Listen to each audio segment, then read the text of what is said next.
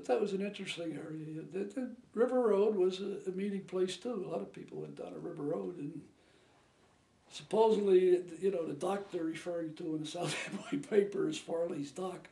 There was a dock there. It was wooden, and we were kids. We used to go. You had to walk out like a 2 4x4s to get to the end of it. Like we used to sit there at night, and it was. I only saw once that I ever see that dock used. And that was when I was maybe 10 years old or so, and somebody was using it to load a barge there.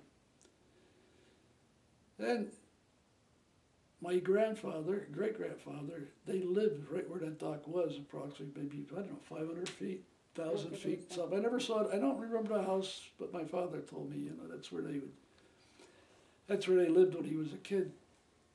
And Grandma used to tie his father to a rope. Yeah. And to the tree in the yard so he wouldn't fall in the river. Oh yeah, my father.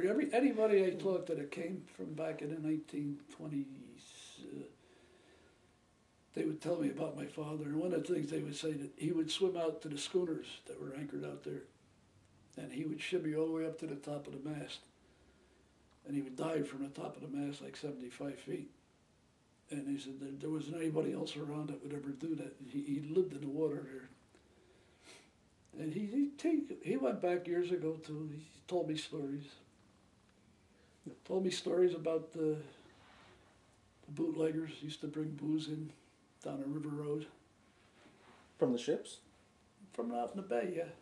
They would have speedboats, and he said he drove speedboats to help bring the booze in. That's what they did years ago, you know. And Rhodes Hall, which was on where Malashevsky's funeral home is now. That was Rhodes Hall. And that's where they had weddings and affairs there. And I was talking to Carmen Spezia one day because we were talking about the bootleggers. He told me that there was a tunnel when he bought the place that went from his place down to the house beyond it. And supposedly the story went that years ago the bootleggers wouldn't bring the booze to the hall, they would bring it to the house, and then from the house they would go through the tunnel and bring it when they had parties in it. They would bring it over in bottles in it, you know. But yeah, the town's changed. It's, you know, I'm probably one of the few people that can say I was born in this town and I'm still here because I was born at 422 Main Street. And the reason I was born in the house, my sister was 10 years older than me and she was born in the hospital. And my mother had a sister-in-law who couldn't have children. And what the deal was, my mother said, when I have the baby, you can be the midwife.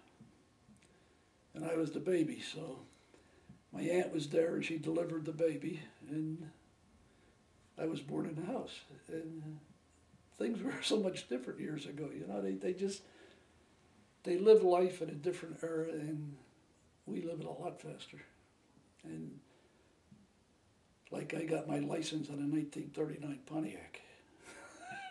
You can go to high school today, you would see nothing much less than about 3 years old or 4 years old, you know.